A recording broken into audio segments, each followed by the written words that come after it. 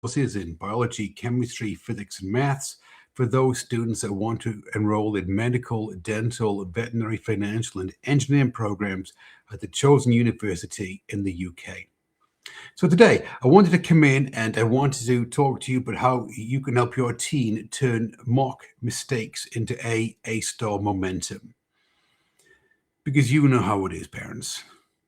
Around mock exam season, your son, your daughter, they come home and they've got this complete look of disappointment, of frustration, or sometimes even panic on their face. You don't need to ask them how the mock exam went because internally you know. But whereas the mock exam is supposed to be reassurance that they're on track for an A or an A star in A-level maths and A-level science, it's raised more questions than it has answers. And the mistake that parents make is this one, is it's not overreacting. What it is parents are treating mock exam results as failure rather than fuel. So what's the core problem? The core problem is this, is that the mock exam result, it's read emotionally. It's not read strategically. So teens think, if they get a bad mock result, well, I'm not good enough. I've left it too late. I'll never get an A star in A-level maths or A-level science. May as well just give up now. And parents, what you want to do is that you want to offer them reassurance by saying, oh, it's okay. Things will work out in the end. It's only one test. You put in all the time and the effort. Yeah, maybe it was just a bad set of questions, a tough set of questions that you had to answer. And by doing this, what you're doing is that you're putting more pressure onto your teen because now your teen is in a panic state. It's like fight or flight. They're thinking, oh, I did so badly on the mock. What I've got to do is I've got to turn things around. Whereas, if they look at the mock exam as something that a tool, a diagnostic tool that allowed them to see where the concept gaps were, they could look at the concept gaps and say, right, I didn't really know this concept, say from biology, gene expression, or from A-level chemistry, proton NMR, or maybe A-level maths, we've got integration and differentiation. If they can identify the concept gaps early, then they can fix them before the final exam comes in. Second thing it shows is any weaknesses in exam technique errors. Are they, for example, not reading command words correctly? Are they mixing up describe and explain? Or do they have poor structure, the way that they lay out their answers for the teacher? Are they losing method marks? For example, in A-level chemistry, not putting down the original equation, not showing the equation after it's been rearranged for a certain variable. Because it's the method marks, parents, this is where most marks are lost. Or, third idea, is it pressure and confidence issues? Your teen knows the content. They've done the work. They've studied. They've revised. They've gone over past paper questions. But they can't seem to access the content under timed conditions. And they get what we call exam nerves. As in, you walk into the exam room, and your mind just goes completely blank. And everything you've learned over the last several months just seems to disappear. Because it's the exam nerves, really, it's confidence. And a lack of confidence has been shown to affect recall. So if you're not very confident about something, all of a sudden you're not able to recall something, which previously at home when you were studying it, you could easily recall it without really thinking about it. Or is it process problems? Is it ineffective revision? Ineffective study techniques? Are they just blindly going on to the next topic? Are they just picking up the next pack of papers? There isn't a feedback loop there to go help them out. They don't have a clear plan. You see, parents, the good thing about mocks is that mocks, they don't expose lack of intelligence. What they expose is systems aren't working properly. So talking about systems, obviously at Empowered STEM, we have a system. We have an A-level system that we put together that helps your team climb the grade ladder, as we call it, up to the A and the A star. It's a pathway. It's known as the STEM Path Method. And STEM Path Method contains 4 steps. And these steps help your team turn mistakes into momentum. So the very first step then on the pathway is precision diagnosis. Precision diagnosis starts off with the concept of this, is that marks are data. That's it. There isn't any emotion, any feeling associated with the mark. You're just looking at the mark result on a piece of paper. This is a grade that you got. What it does is that it shows errors, conceptual errors, errors in timing, errors in exam technique, and errors when a familiar topic that your team knows just goes wrong on the exam. So rather than just look at the mock exam and think, okay, I got this grade, I got a B, I got a C, I got a D, right, and then file it back into their notebook. What students enrolled in our courses do is we sit down with them, we go over the marks with them, and we come up with a plan. And so they know the reason why I didn't do very well on this mock is because, and we call it the 3 fixes, this, this, and this. And so all of a sudden, they have a very clear plan, parents, that they can follow. Because what it does is this, is that it turns the idea that I did badly on a mock into clarity. They know where they are at the base of the mountain, and they know the pathway that they need to take to get up to the top of the mountain where the A and the A star lives. Second step is conceptual clarity. Conceptual clarity for us means that we help your team know what they know and know what they don't know. And we fill in the gaps in the conceptual knowledge. And so your team has a really solid foundation when it comes to concepts, the core topics. And we especially focus on the weak areas. Because parents, there's no point in your team going over concepts that they understand. That's just a feel-good exercise. What they need to do is get in there and work on the concepts that they don't understand. And so we look for those concepts that are behind those mistakes that keep repeating exam after exam after exam. And we help your team fix them.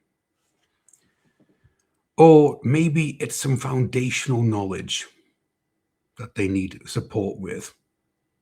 Some really basic stuff, say from year 12, that they should have got in year 12, but unfortunately they didn't. And so their foundation in A-level maths or A-level science is now kind of shaky. Because when we do this, when we start to rebuild your team's conceptual knowledge, confidence starts to rebuild as well. Understanding and confidence go hand in hand. The third step is strategic revision. Because again, at Empowered STEM, our students, they work smart, they don't work hard. But strategic revision to us means this.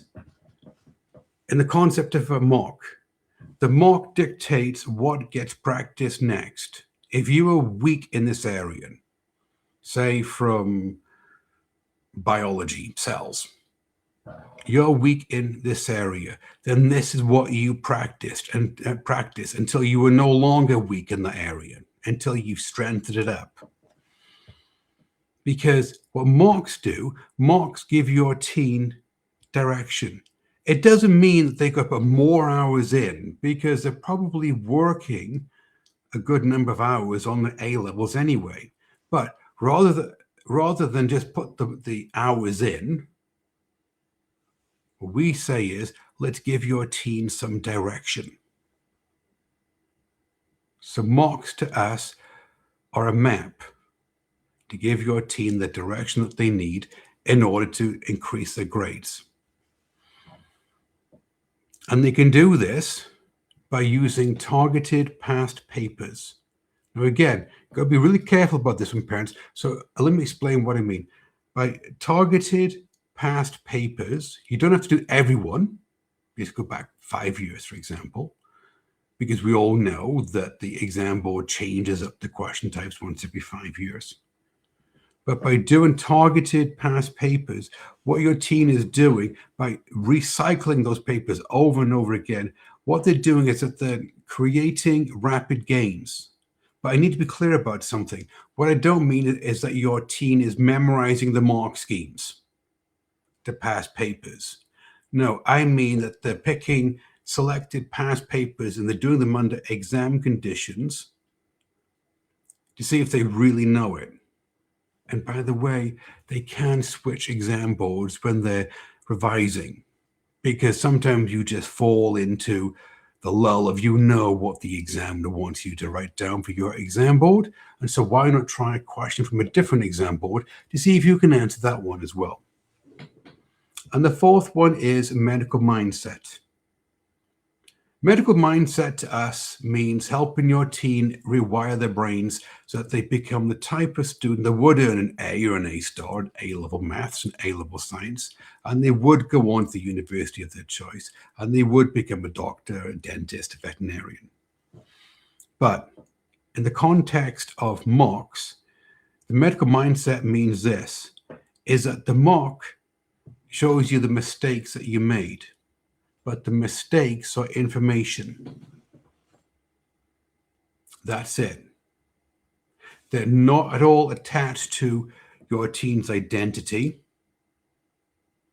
They're not attached to any limits, and they're not attached to any verdicts. So what I mean by that? Well, this one.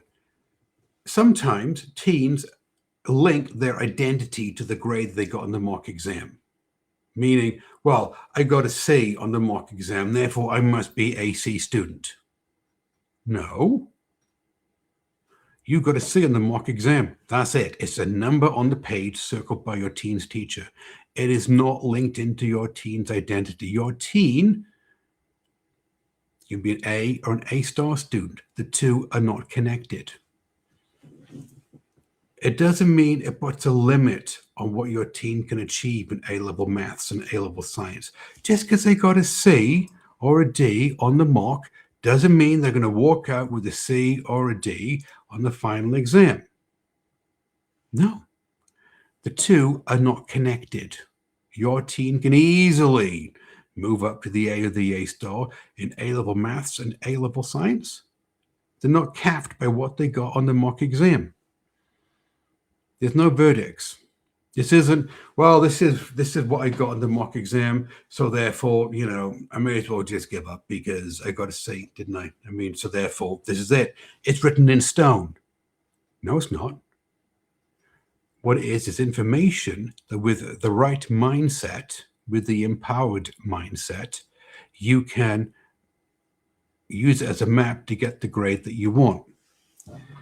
So what we teach our teens to do that are enrolled in our courses is this one. We help them view the mocks neutrally. There is no emotion to it. And this is what your teen needs to do. There's no emotion, there's no judgment, there's no good student, there's no bad student. It's just a grade on a piece of paper. But by doing this, by using these 4 steps of our STEM path method, what happens is that your teen begins to build momentum back into A-level maths and A-level science, which means that the panic goes away. Because they may have done badly on a mock exam, but because they've now got a map, they know what to do to turn things around, and they're putting in the time, effort, and attention, the panic goes away. Because now they know they've just got to work to get the grade that they want. So parents, what's my guidance for you? What do I think you should do 7 days after your teen gets the mock exam back? They get the mock exam back, those first 7 days, what do I think you should do? Well, number one, you need to pause the emotional response. Take a breath, do some box breathing, and ask yourself, how can I best handle this? What you can't do is you can't go in there and say, why did you do so badly on the mocks, son, daughter? You weren't putting in the effort, were you? Doesn't help. Or, well, what are you going to do now then? Got this mock exam here. Are you sure you're going to university? No, doesn't help. Because these questions, they're an attack on your teen's identity. And they're belief questions, which we've talked about before. We don't use belief questions when talking to your teen. What we do is that we ask behavior questions, which come from the what stem. Meaning, so what do these mocks show us? Neutral opens the conversation with your teen, doesn't it? Number 2, categorize mistakes. Sit down with them and go through the mock exam and ask them, well, do you think that you got the bad grade because it's content errors, content mistakes? Or do you think it's timing errors? You ran out of time? Or do you think it's exam technique errors? You knew the content, had enough time, you just made silly errors on the answers when you were writing them down? Or was it a confidence issue? Did you panic? Go into the exam room and everything just leaves your mind. Now, when you do this, when you help your teen, and they are going to be emotional parents, when you help your teen do this, what it does is this, is that it makes them look at the mock exam through a non-judgmental critical lens, which means that you take the emotion out of it, and so you decrease the overwhelm that they have.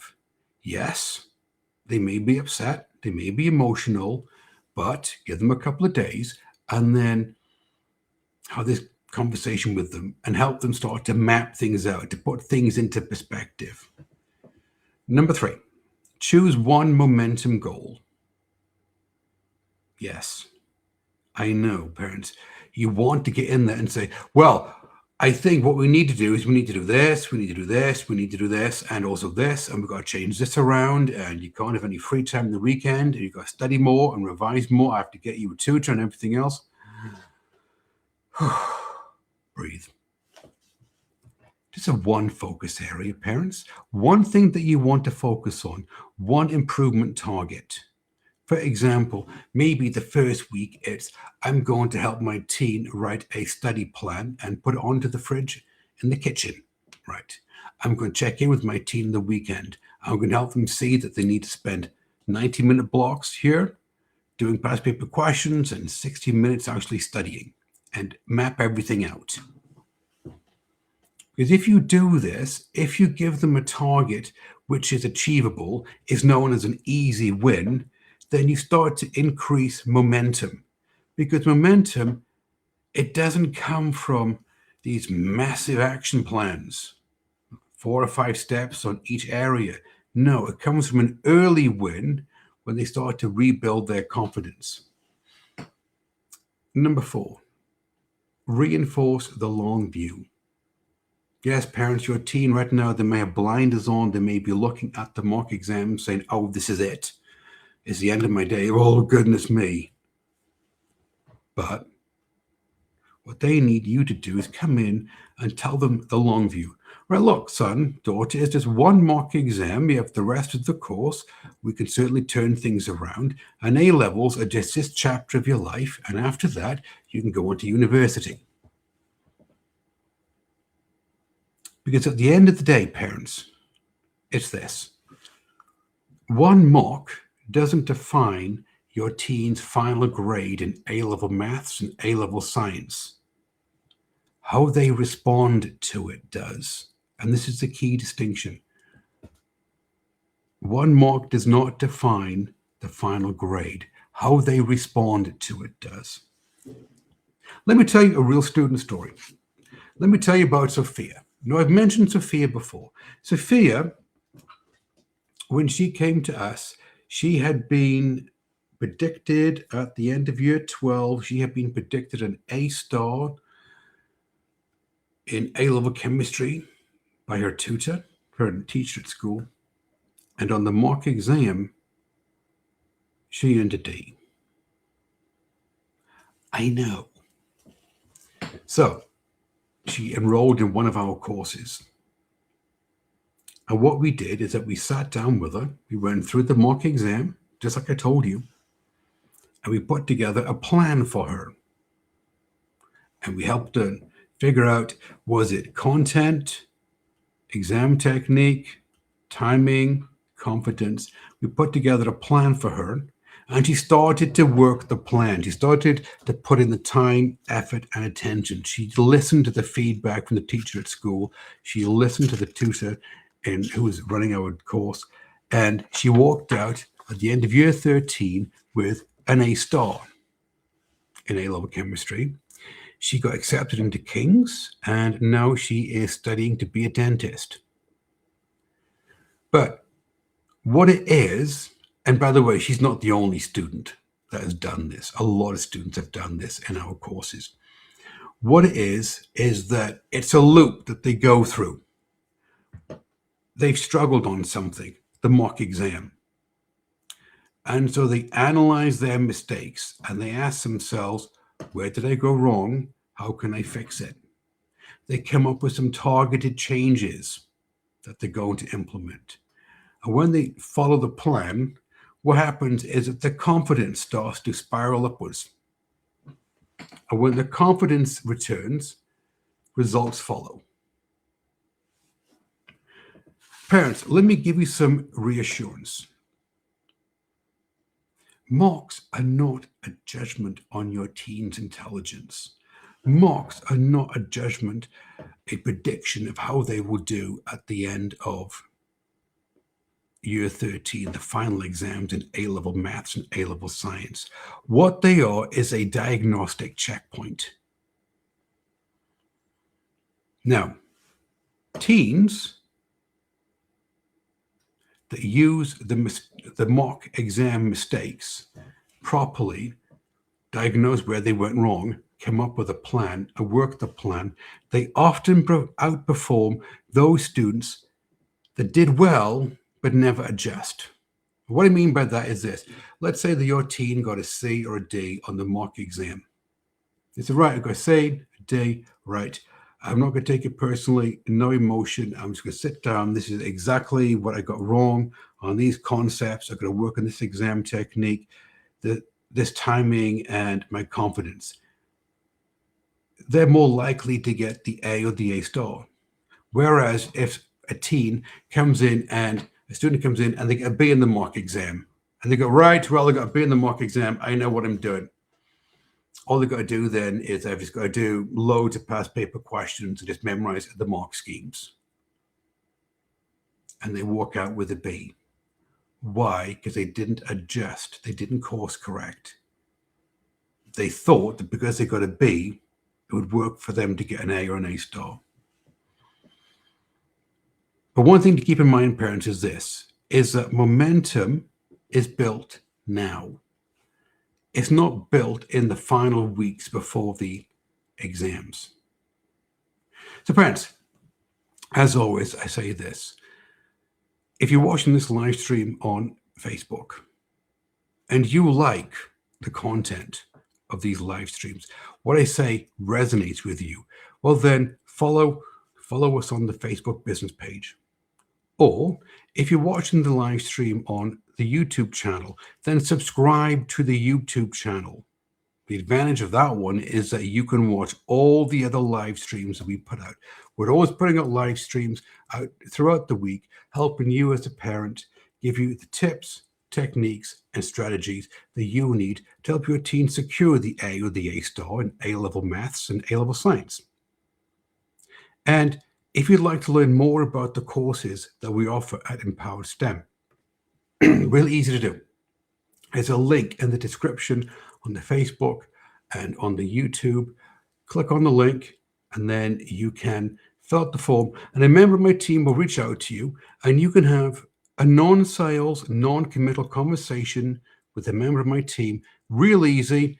What they do is they ask you to explain where your teen is in terms of grade, the working grade, the predicted grade, the aspirational grade, what university they want to go to, what they want to be, doctor, dentist, veterinarian.